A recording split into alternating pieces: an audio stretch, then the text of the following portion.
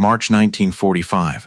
Germany was collapsing, and George Patton just found out his American officers were starving behind enemy lines, 50 miles inside German territory. What he did next got him hauled in front of Eisenhower, and history buried it for decades.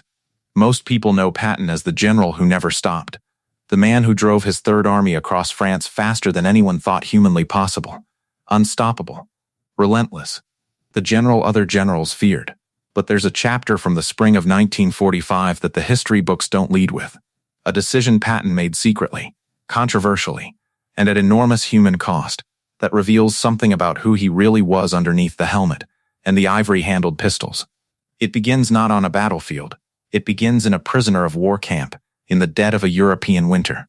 The POW camp Oflag XIII-B, located in Subin, Poland, was emptied of its prisoners on January 21, 1945. The Soviet Red Army was advancing from the east, and the Germans had no intention of letting valuable prisoners be liberated. So in the middle of winter, 1,290 American POWs were forced onto a westward march into Germany. No proper food, no shelter, brutal cold. They walked hundreds of miles. Among those men was Lieutenant Colonel John K. Waters. He had been captured in Tunisia in February 1943, nearly 2 years before this march began. He was Patton's son-in-law, married to Patton's oldest daughter. And now, in the winter of 1945, nobody in the Allied command knew exactly where he was being taken. If you're new to this channel, subscribe now. WW2 Forgotten Frontline covers the documented history that other channels walk right past. Oflag XIII-B, near the German town of Hammelburg, had been operating since 1941. Originally built to hold Serbian officer prisoners, by early 1945, it had become something far more crowded and far more desperate. The camp consisted of 126 barracks divided into 7 blocks. Watchtowers with floodlights and machine guns stood at each corner, and the rations documented in archival records were devastating. Approximately 300 grams of bread per day, 300 to 500 grams of potatoes, minimal sugar, watered-down ersatz coffee. That's it. By March 1945, Oflag XIII-B held approximately 1,291 American officers and 127 orderlies on the American side, alongside over 4,000 Serbian officer prisoners in adjacent sections. The American prisoners had arrived in waves, first from the Battle of the Bulge in December 1944, and then from the forced marches out of Poland in January 1945. Many of these men didn't even have the strength to walk. German officers and guards barely had enough coal to keep their own rooms above freezing. The prisoners had pot-bellied stoves and tar paper walls. That was winter at Hammelburg. These were commissioned American military officers, men with rank, training, and duty. And they were starving, freezing, and completely invisible to the world outside those barbed wire fences. Here's where the story becomes something that historians are still debating today. In early March 1945, 3 Americans managed to escape from the POW column and reach the U.S. military mission in Moscow. They carried intelligence confirming that Lieutenant Colonel John K. Waters was among the prisoners being marched to Hammelburg. Major General John R. Dean relayed that information up the Allied chain of command. It reached Patton. He connected every dot. Fast. On March 23, 1945, Patton wrote privately to his wife Beatrice, "We are heading right for John's place, and may get there before he is moved." 2 days later, March 25, he wrote again, "Hope to send an expedition tomorrow." He wasn't waiting for authorization. He wasn't building a case through proper channels. George Patton had made up his mind. That same evening, March 25, 1945, orders moved down from Patton to the 4th Armored Division. A no-notice armored raid. Target, Oflag XIII-B, at Hammelburg. Distance, more than 50 miles beyond friendly lines. Authorization from Eisenhower or Bradley? None. Pause on that for a second. 50 miles behind enemy lines. With no air support, no follow-on rescue force, and no retreat plan if things went wrong. Every senior officer who heard the plan thought it was a disaster waiting to happen. Lieutenant General Mantonetti, the She Corps commander Patton called in to organize the operation, was genuinely shocked. Lieutenant Colonel Creighton Abrams, who would later become Army Chief of Staff, wanted a full regimental-sized force for the job. He said clearly that 300 men was not enough. Nobody liked it. Patton heard every objection. He sent the task force anyway. Command fell to Captain Abraham Baum. He was 23 years old, Bronx-born, battle-hardened from Normandy to the Rhine. When he was summoned to Patton's tent and briefed on the mission, Baum's honest reaction was, "What the hell am I doing here?" The task force was assembled. 307 soldiers, 10 M4A3 Sherman medium tanks, 6 M5A1 Stuart light tanks, 3 self-propelled 105 mini guns, 27 half-tracks, and 8 jeeps.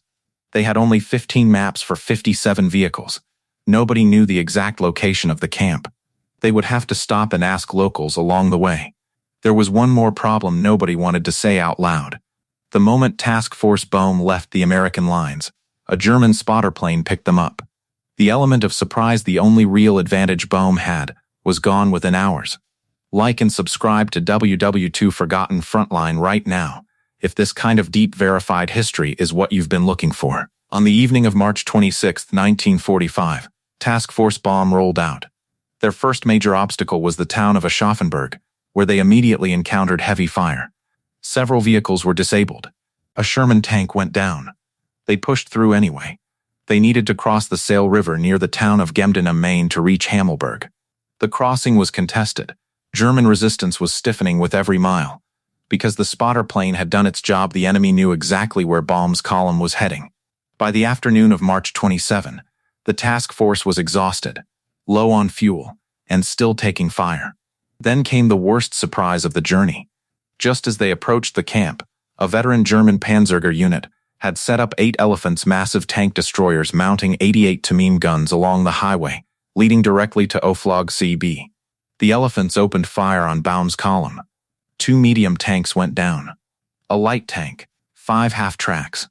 A jeep. The Germans only broke off the engagement because Baum's remaining tanks pressed forward aggressively enough to force them back. They had been fighting for over 24 hours. Barely half the task force was still in fighting shape. But they had reached Oflag XIII-B. When Baum's tanks crashed through the fence and the guards fled, the cheering from inside was immediate. Thousands of prisoners, American and Serbian, had no idea what was happening. But they understood. Those were American tanks. For men who had been starving inside those barbed wire fences all winter, it must have felt like the war was suddenly impossibly over. And then Baum did the math. And it didn't work. He had been told to expect roughly 300 American officers. What he found was over 1,300 American officers, plus thousands of Serbs. He had enough vehicle space to take back roughly 200 men, and only if those men were field-grade officers, rank 04 and above. Everyone else would have to march on foot across 50 miles of German-held territory, or stay behind. Most of those prisoners could barely walk, barely able to stand from months of starvation, rations, and cold. The vast majority looked at the 50-mile march ahead of them and made the only rational decision: they stayed. Meanwhile, the camp commandant, Major General Gunther von Gokel, decided he would rather arrange a ceasefire than fight it out with American tanks inside his own camp. He called for Lieutenant Colonel John Waters, Patton's son-in-law, to go out and negotiate with Baum's force. Waters and a small group walked out of the camp administration building toward the American lines. A German soldier, not understanding what was happening, opened fire. Waters was shot before anyone could explain that it was a negotiated approach. He was carried back into the camp, critically wounded, where Serbian doctors in the prisoner hospital took over his care. The man Patton had risked everything to bring home had been shot during the moment of rescue. Baum made the decision to move. The task force left the camp at 8 p.m. on March 27, with whatever men and vehicles could still function. There was barely enough fuel to make the return journey, even under ideal conditions. Conditions were not ideal. The Germans had spent the night surrounding the high ground where Baum's column had stopped to rest. When the order came to move out at dawn on March 28, they drove directly into a prepared ambush. Fire came from all directions simultaneously. The battle lasted minutes. Baum ordered every man for himself. Baum himself escaped into the nearby woods with 2 soldiers. He was eventually shot in the groin by German Home Guard troops while trying to reach Allied lines and captured. He ended up in the Serbian hospital at Hammelburg in the same ward as the man he had been sent to rescue. John Waters. Both wounded. Both prisoners again. Of the 307 men who had set out from Allied lines on March 26, only 35 made it back. 32 were killed in action. Every tank, every jeep, every half-track, all 57 vehicles was lost. The American POWs who had followed the column out of the camp were rounded up, loaded into unmarked boxcars, and transported by train to Nuremberg and then to other camps further from the front. The raid that was supposed to bring them home had made things considerably worse for everyone involved. Eisenhower was furious. He reprimanded Patton directly. Patton admitted the mission had failed, but defended his reasoning, pointing to the Malmedy massacre and the Oflag XIII-B murders as documented proof that the Germans were capable of executing prisoners when retreating. His official position was that the mission was a diversionary raid for the Third Army's northward move. His private letters to his wife told a different story. Now here's the part most storytellers rush past or skip entirely. 9 days after the catastrophic failure of Task Force Baum, on April 6, 1945, Combat Command B of the 14th Armored Division arrived at Oflag XIII-B and liberated the camp. The gate was shot open. American tanks drove in. The Serbian officers who had been held there since 1941 came out to meet them. Baum was freed, still recovering from his wounds. Waters survived and was evacuated for medical treatment. Major Alexander Stiller, Patton's personal aide who had gone along on the raid, was also among those liberated. 9 days. The camp that Patton had gambled 307 men and every vehicle in the task force to reach was free in 9 days through normal Allied advance. Patton personally awarded Baum the Distinguished Service Cross at a military hospital, pinning the medal on Baum while he was still in his hospital bed. The choice of award was deliberate. A Medal of Honor would have required a formal investigation into the circumstances of the mission. Patton had no interest in that investigation happening. Baum remained bitter. He acknowledged the Distinguished Service Cross, but he never let go of what the mission had cost. He took the losses personally for the rest of his life. After the war ended, Patton was asked directly about Hammelburg. His answer was one of the most honest things he ever said publicly about his own command record. He stated, "I can say this, that throughout the campaign in Europe I know of no error I made, except that of failing to send a combat command to take Hammelburg." Read that carefully. He wasn't saying the mission was wrong. He was saying he sent too few men. In his mind, the failure was tactical, not moral. That's the Patton contradiction in its purest form. A general who accepted accountability for execution, while never fully confronting the deeper question, whether personal loyalty to his son-in-law had shaped a decision that cost 32 men their lives and put 270 more into German captivity. Historians have been arguing about that question since 1945. The evidence from his private letters, from the presence of his personal aide Major Stiller on the mission, and from the accounts of men inside that camp, they all point toward the same conclusion. He knew. He cared. And the line between those two things and the command decision he made is uncomfortably thin. The task force's destruction was briefly celebrated by German propaganda, which announced they had destroyed an entire American armored division at Hammelburg. The reality was more complicated, and ultimately, less significant to the overall outcome of the war, which ended 37 days later with Germany's unconditional surrender. But the human story doesn't end with the war. Decades after Hammelburg, Captain Abraham Baum returned to Germany as an 84-year-old man to retrace the route his task force had driven in March 1945. German civilians lined the roads. Town mayors came out with white flags in the same gesture of surrender their predecessors had made when Baum's tanks rolled through the first time.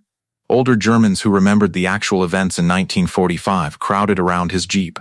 Some had tears in their eyes. They wanted to shake the hand of the man their country had once tried to kill. That image carries something important. Former enemies, separated by 6 decades, and a world rebuilt from rubble, finding a way to acknowledge what had happened without pretending it hadn't.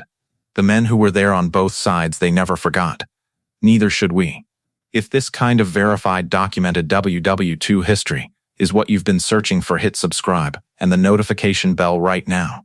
WW2 Forgotten Frontline goes this deep every single week. Like this video if it made you see Patton differently than the mythology does.